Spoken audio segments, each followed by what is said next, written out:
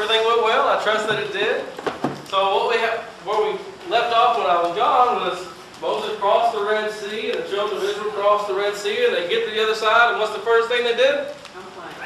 All right, they complained, we're hungry, and then they complained a little bit farther, and they complained again, well, now we're thirsty, and then we go in a little bit farther, and we get to Mount Sinai, and God's going to give the 10 Commandments, and He starts off by saying in Exodus chapter 20, in verse 3, and starting in verse 2, I am the Lord thy God. He's stressing something to them over and over and over again, because when God begins to speak, who is always number one? God. God is always number one. Who should always be number one in our lives? Him. Is He ever going to be happy with second place? No. Is He ever going to be happy with third place? No. He always must be first. We sing a song sometimes. Jesus must be the Lord of all, or He'll... Have you ever heard that song? Never heard that song? Jesus must be the Lord of all, or He won't be your Lord at all. It's a good song. I have to learn that one. Jesus must be the Lord of all, or He won't be your Lord at all, right?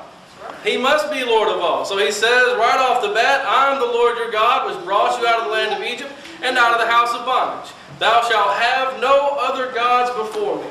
One of the most amazing things about God is able to look all the way forward into the future and know exactly what's happening. So where they just left, what was the religious world like? Very diverse. So they had gods for everything, right? Well, now they're going into Canaan. What's Canaan like? What's the religions going to be there?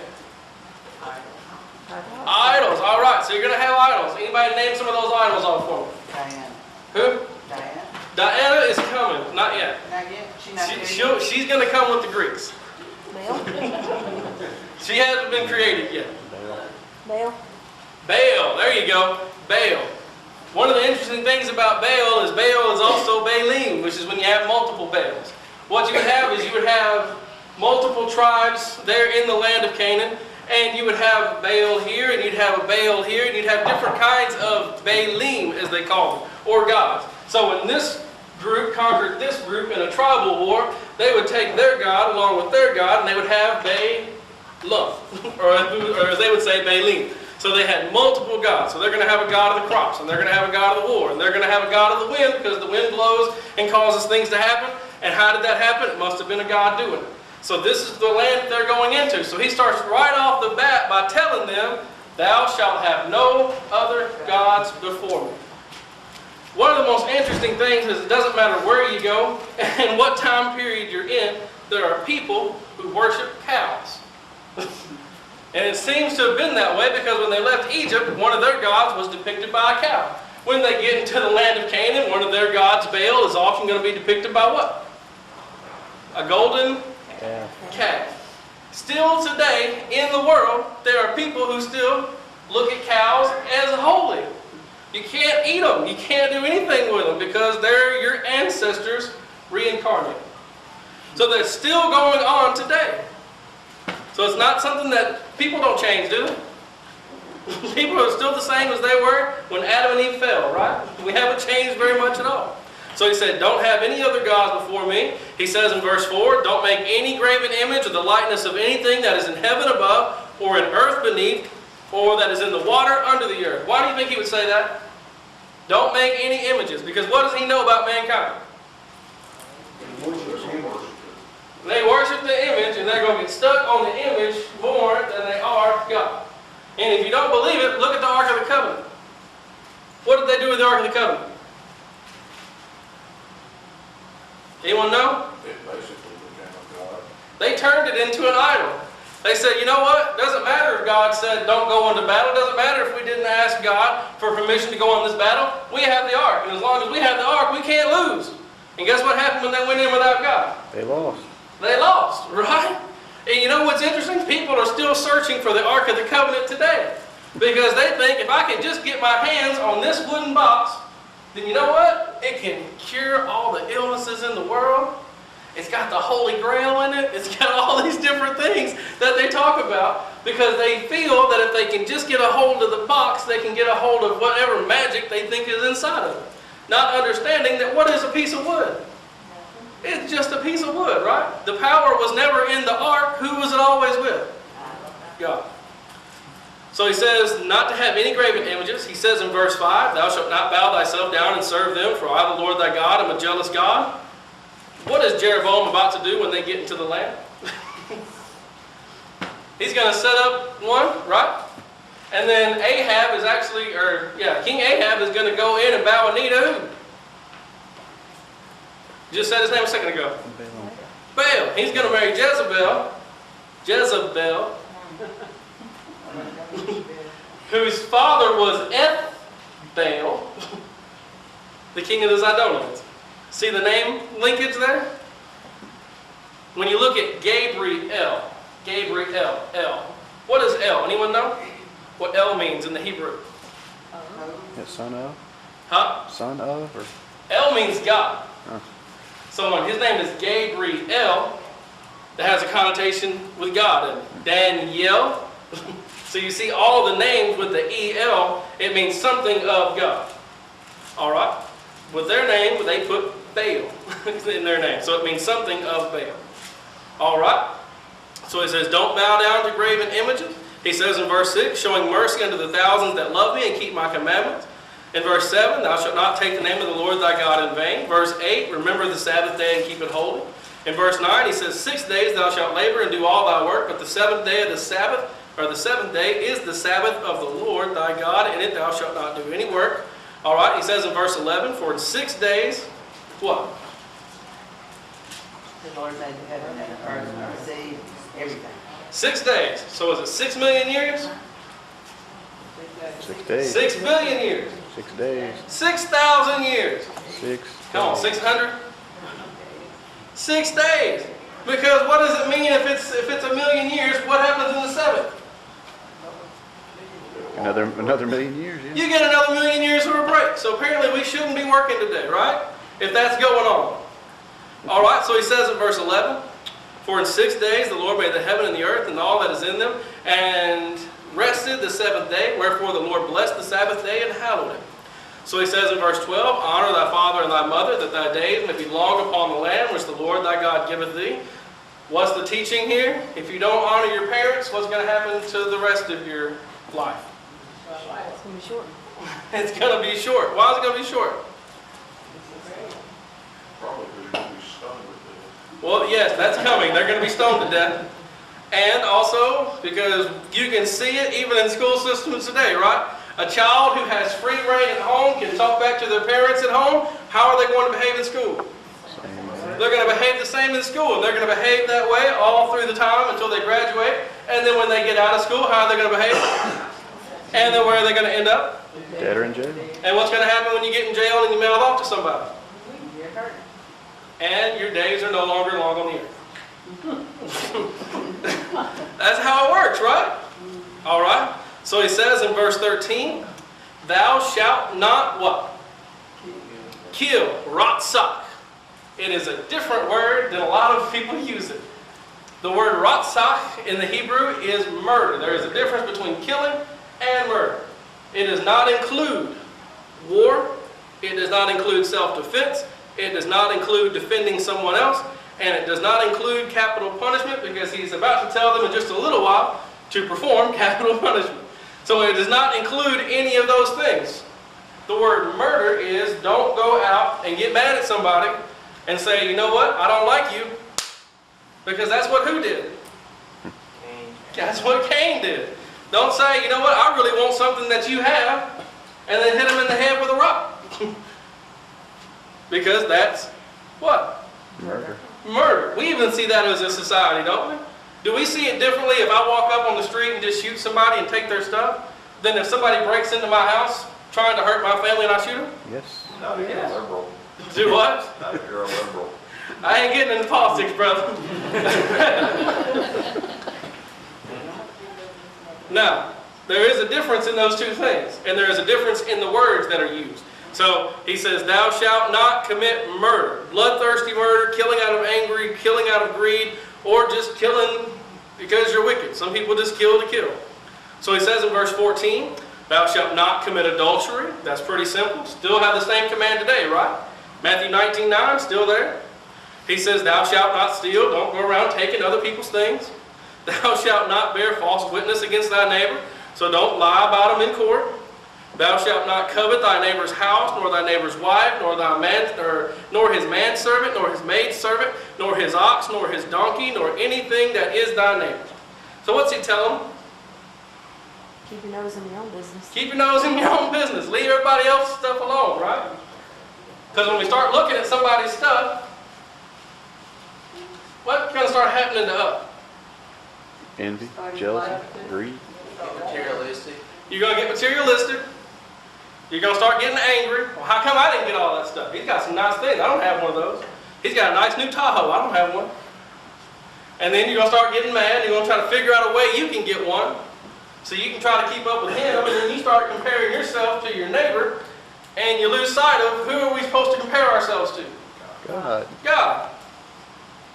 So it's just going to get worse from there on, right?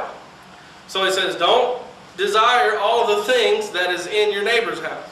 So he says in verse 18, and all the people saw the thunderings, and the lightnings, and the noise of the trumpets, and the mountain smoking. And when the people saw it, they removed and stood afar off, and they said unto Moses, speak thou with us, and we will hear, but let not God speak with us. What?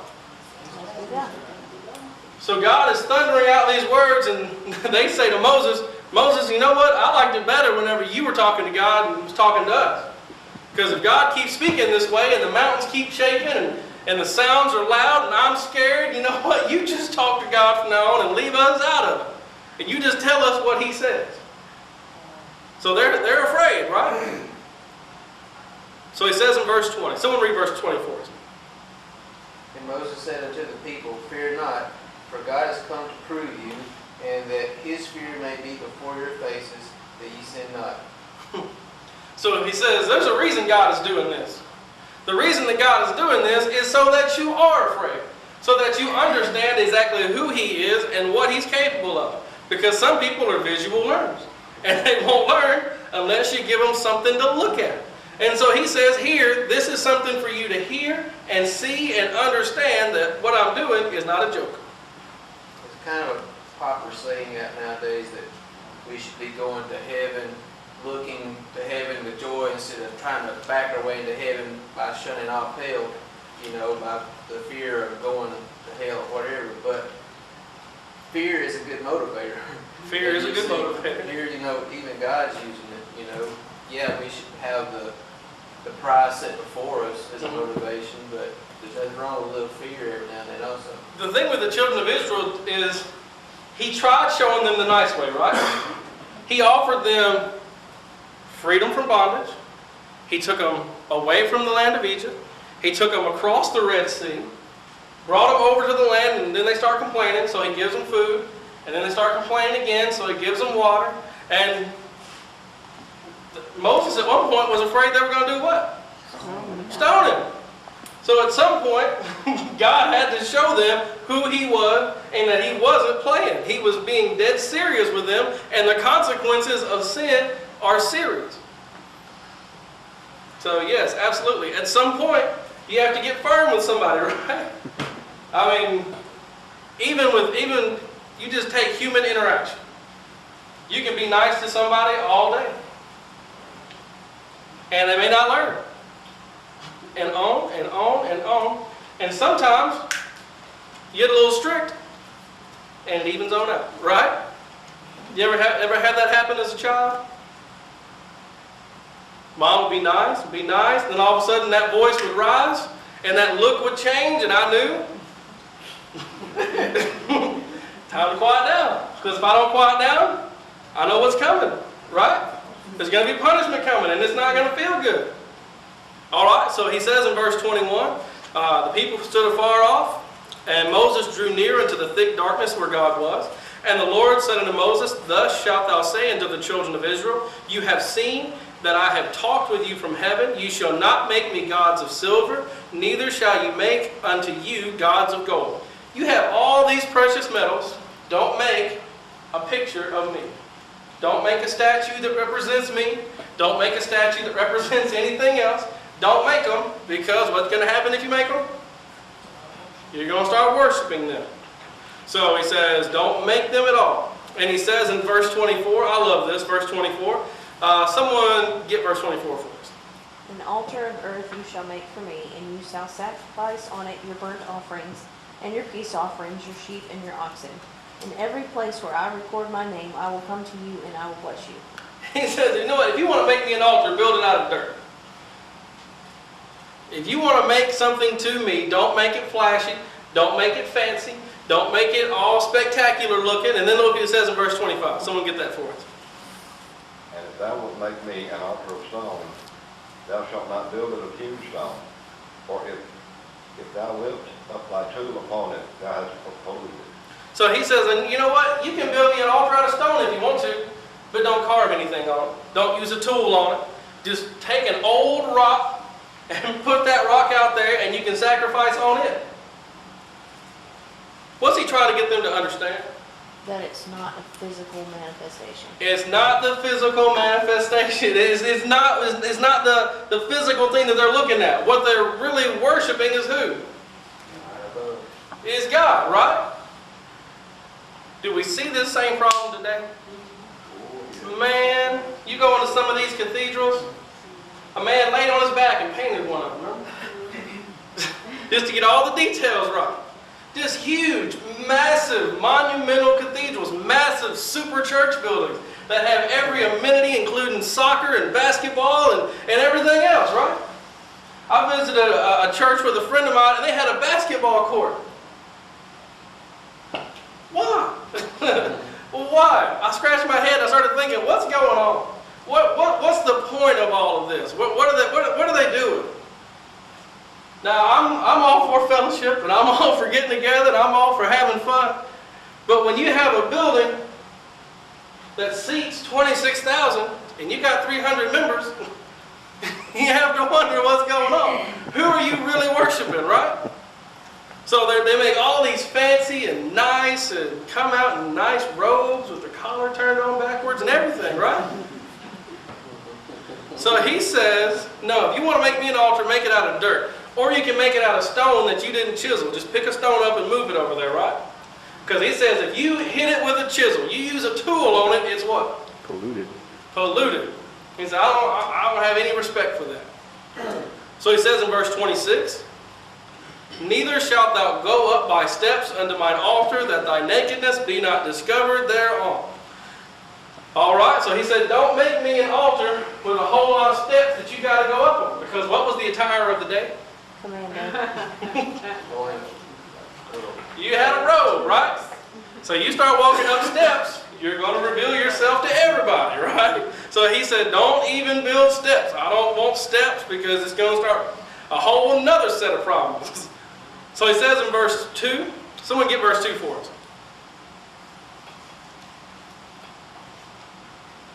If thou buy a Hebrew servant, 6 years shall he serve thee, and in the 7th he shall go out free for nothing. All right. A lot of people like to attack this part of the Bible. Say, look, Bible condones slavery. Bible is okay with slavery. There is a big difference between biblical servitude and American servitude. Big difference in those two things, okay? One, how did you get into servitude in Egypt, in Israel? Debt. Debt, okay? So you don't have enough money to pay your collector, so what do? You work it Sell out. yourself. I work it off. I go in. I work for 6 years, and in the 7th year, guess what? It's okay. My debt is paid. And not only that, what else? When I leave. Free. Not just that. All right, someone turn to Deuteronomy 15. Deuteronomy 15, 12 through 15.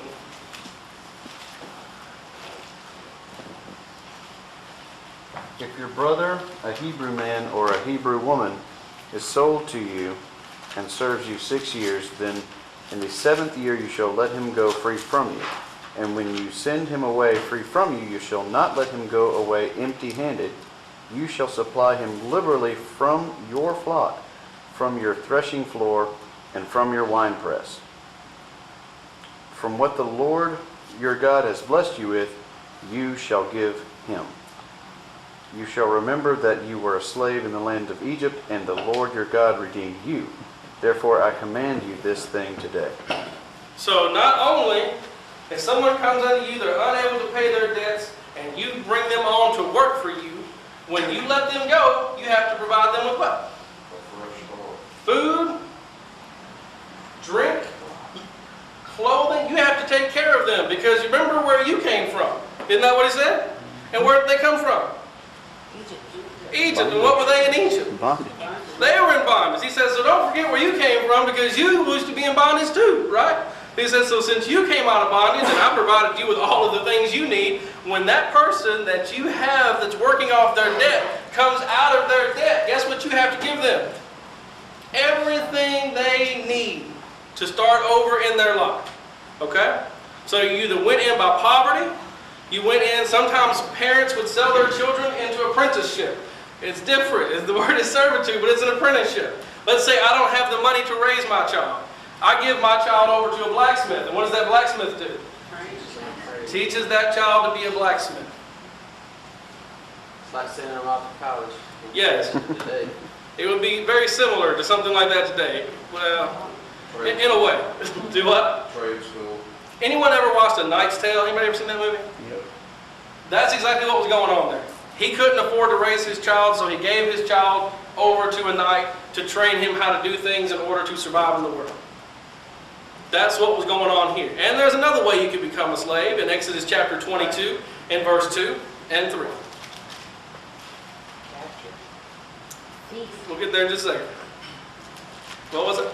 If he's a thief. If he's a thief, if a thief be found breaking up and smitten that he die, there shall no blood be shed for him.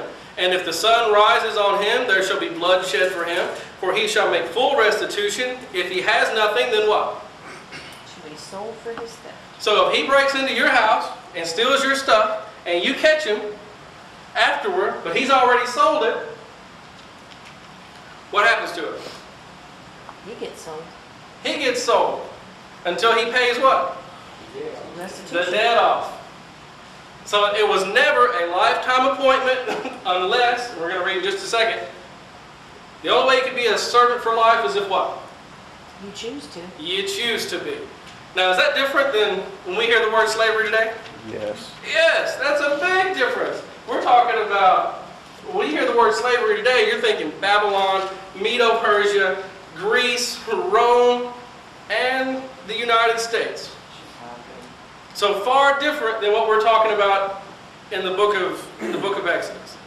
So he says in verse 20, or in chapter 21 and verse 3, if he came in by himself, he shall go out by himself. If he were married, then he and his wife shall go out with him. If his master has given him a wife, and she has borne him sons or daughters, the wife and her children shall be the master's, and he shall go out by himself. And if the servant shall plainly say, what?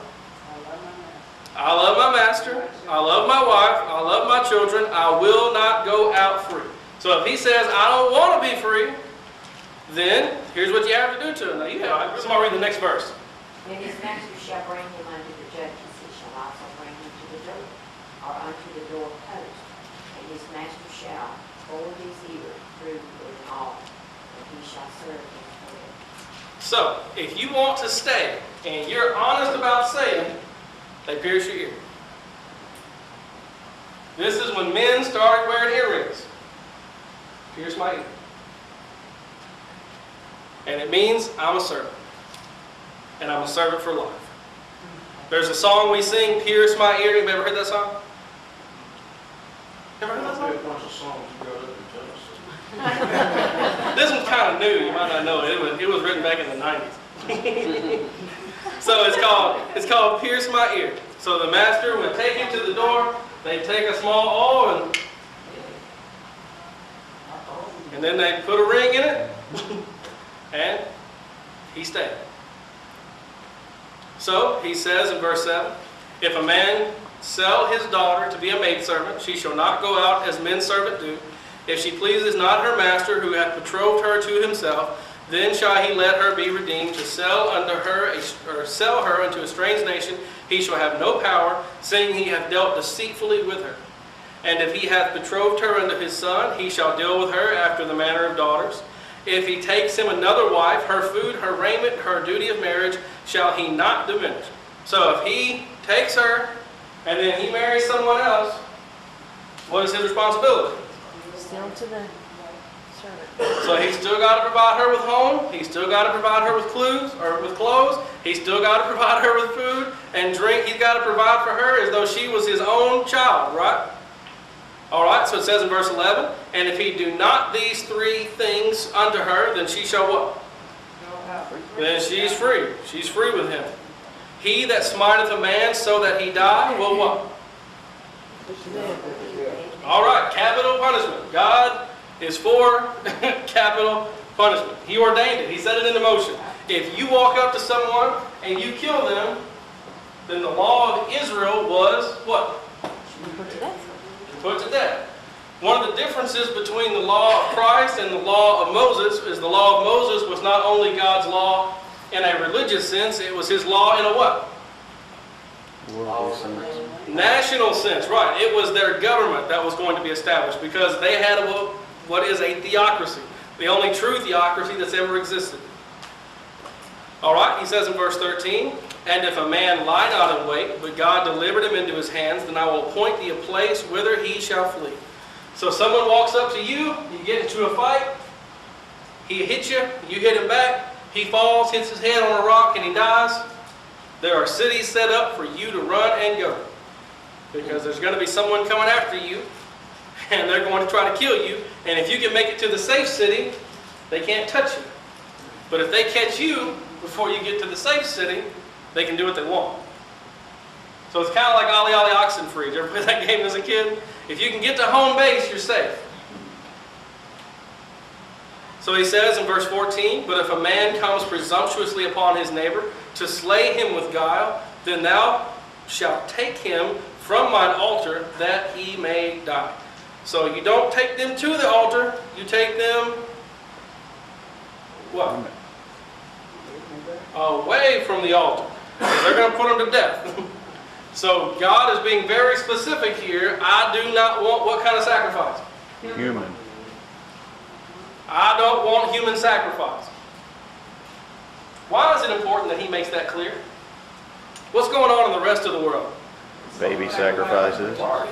Human sacrifice at this time was rampant. It doesn't matter if you're in South America, North America, the Middle East, Europe, Asia, Africa, everywhere. Everybody is sacrificing people. They're either going to sacrifice a virgin, or they're going to sacrifice a baby, or they're going to sacrifice their enemies. That's going to be everywhere. Just whoever we can get our hands on, maybe we can appease the gods by a blood sacrifice. Now, I believe it was the Mayans. They had a good game. It was kind of like, go ahead, brother. They had a game kind of like cricket meets basketball, and it was almost like a cricket bat, and you had to throw the ball through the hoop. Except it was a skull. Huh? Except it was a head. No, this was a ball. This was a little ball. And if you get the ball through the hole, you win. And the prize for winning is you get to be sacrificed to the gods. Mm-hmm. And if you lose, they just kill you and you don't get to be sacrificed. So you determine whether or not you want to play in that game. Pretty much what we read here is just like in the New Testament is if you kill a person, why you kill a person. Right. If you plan to kill that person, you're going to be put to death. Mm-hmm. But if you kill that person in self-defense or whatever, if you get to the city of refuge, don't say that you could not be saved. Right. But God got a plan. Well, these laws were written that they would know how to conduct themselves and what would happen. So everything is there if you had anything that happened. Right. Right. Everything is going to be laid out. I mean, it would be like taking the books of our law books today and laying them out for all of us to read and say, okay, you know how to act, right? This is basically him saying, now act right, because I'm telling you exactly what you need to know. That's a great point, brother. So he says in verse 15, and he that smiteth his father or mother shall, what? Surely be put to death. So he says, if you walk up to your dad and you cross the face, what's going to happen? You're going to get hit with rocks, okay? That's not even killing your mother-in-law. That's just Just hitting them, laying your hands on them. It says in verse 16, and he that stealeth a man and selleth him, or if he be found in his hand, he shall surely, what? So if you kidnap a human being and you get caught, what's the penalty? You can't kidnap people. So it Is says, this except in war, like, except when your nation is taking slaves? we're going to get to that. We're going to get to that. It's different. It's a little bit different. We're going to get to that. This is like what? So common now, the human trafficking. Yes, this would be like human trafficking. This would be like just running up and stealing people. Kidnapping, anything of that nature. Taking someone against their will. Because they had a choice in war. You can either die or we can take you back. So you get to pick. It's kind of what happens in today's war, right? You can either die or they'll take you as a POW. Probably. When Joseph's brothers did that to him, stole and put him in that, sold him, would they be, put to death? Would they be, put to death? They didn't technically steal him. They just sold him. They didn't steal him, they just sold him. They were So under the that law of wasn't a Moses. death either. penalty? Joseph? Yeah. No. They- Right, they're not, okay, yeah, you're right. You had me thrown off for a second. I was fast forwarding my timeline, should have been rewinded. They weren't under the law of Moses yet, but, They didn't let anybody know they did it. hmm? They didn't let anybody know that they sold it, they told them he got it. Right. All right. Any other questions? So don't kidnap people, don't hit your parents, don't steal people, don't kill people. He says in verse 17, what does verse 17 say? Don't curse your mother. Or, the word curse means revile or hate. So, we have a lot of dead people today. So don't walk around telling your parents, I hate you. Because the response in the law of Moses was what? You're put to death.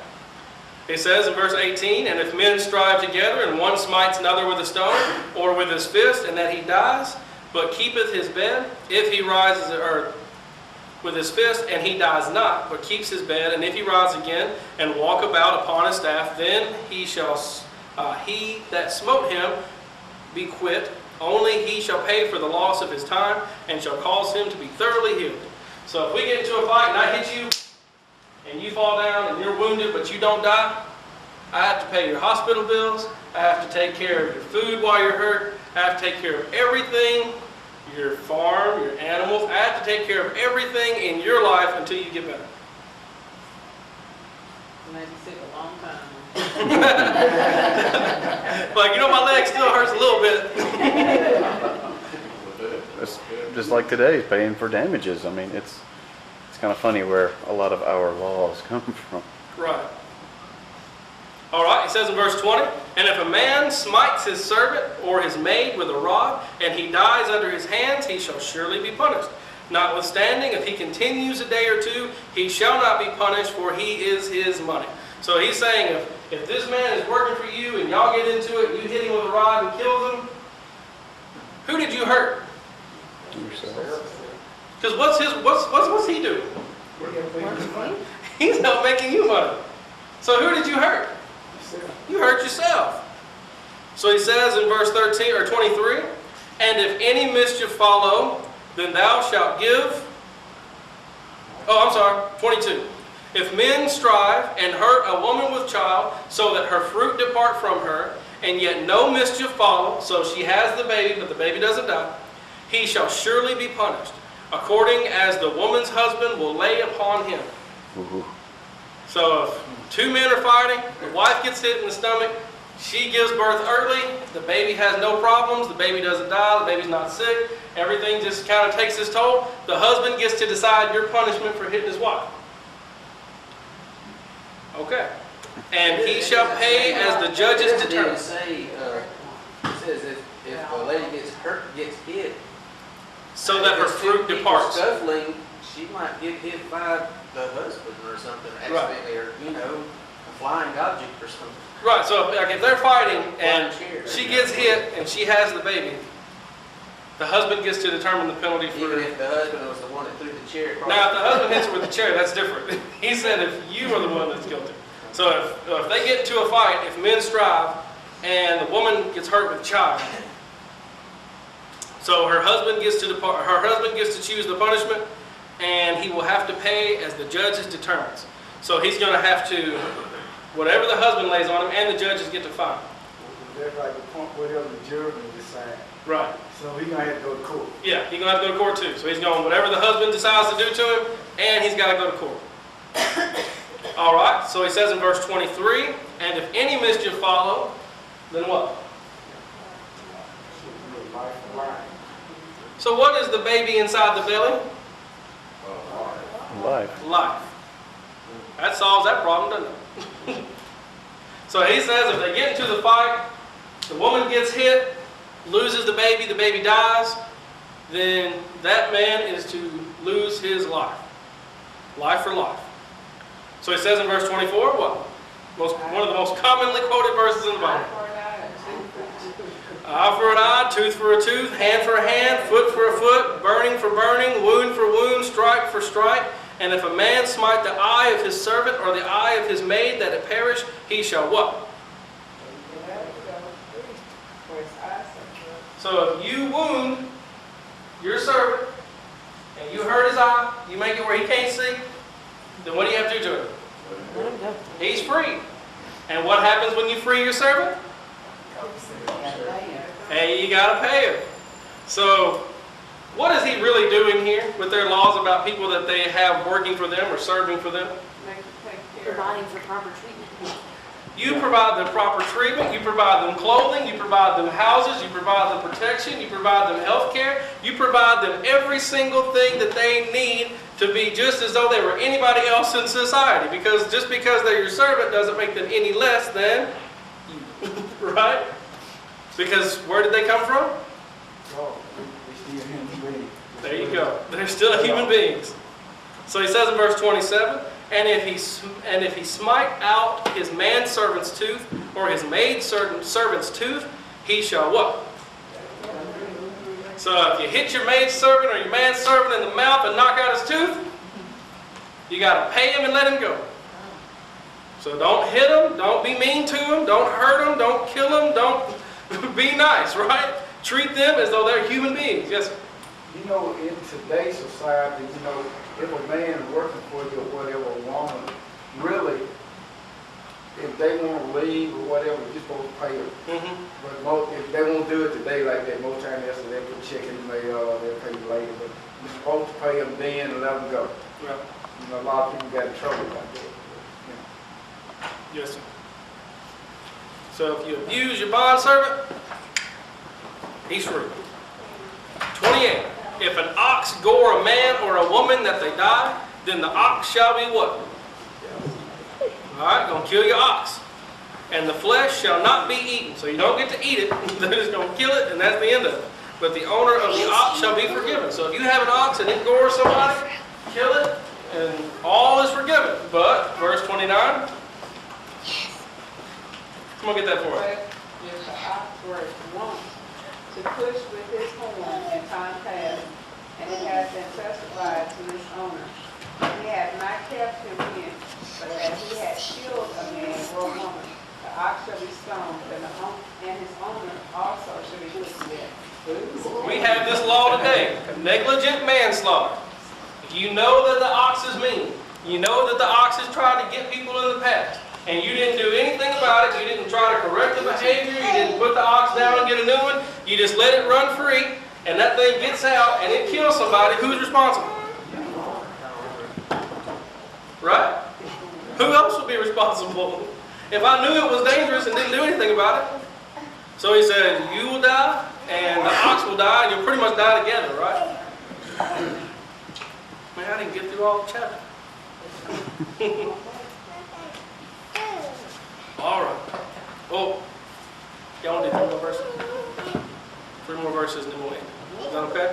All right. So it says, if there be laid on him a sum of money, then he shall give for the ransom of his life, whoever is laid upon him, whether he gored a son or gored a daughter, according to the judgment, it shall be done unto him. If the ox shall push a manservant or a maidservant, he shall give unto their master 30 shekels of silver, and the ox shall be stoned. So, we're going to end right there. He says, if your ox kills their servant, you have to pay him 30 shekels of silver. So the price of a slave is 30 shekels of silver.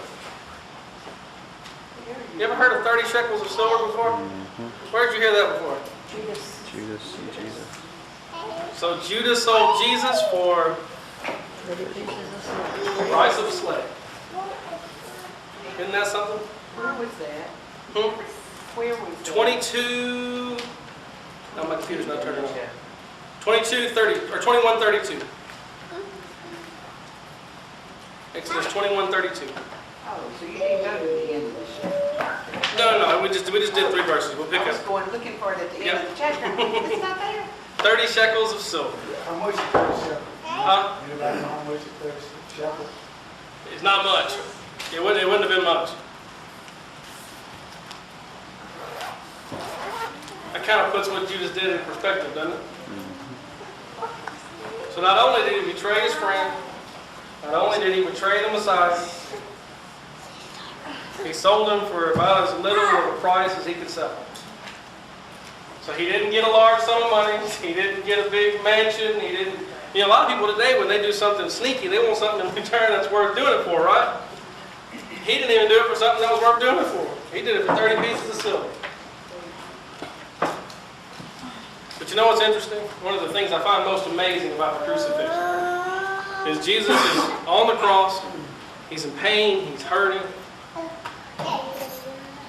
and he prays for the people who just put him up there. That's our Savior. That's our Lord. Now, the people of the world, they try to paint him in all sorts of ways, don't they? I'll tell you, some of the things I see on YouTube, I wouldn't recognize Jesus if that's what he looked like. He looks so different. You see the depictions of him in Scripture, and then you see him just looking completely different. He's got hair down to his ankles, and you're thinking, what's going on? They try to change who he is. Oh, Jesus would never send anybody to hell. He's just pure love, and there's no other side to him. There's no justice to him. But there is a justice side to him, isn't there? Because it says in 2 Thessalonians, he's returning in flaming fire, taking what? Vengeance on them that know not God and obey not the gospel of our Lord Jesus Christ. So if you're here tonight and you've never obeyed the gospel of our Lord Jesus Christ, then there's no better time than right now. Do you believe that Jesus Christ is the Son of God? Are you willing to repent of your sins, confess that he is the Son of God, and be baptized into Christ for the remission of your sins right now? There's no reason to delay. There's no reason to wait. We're not guaranteed tomorrow. Or perhaps it's the case that there's someone here tonight who's become a New Testament Christian and you've been struggling with sin in your life and you need to make a change. Right now is the time to do it, while we stand and while we sing. When we walk with the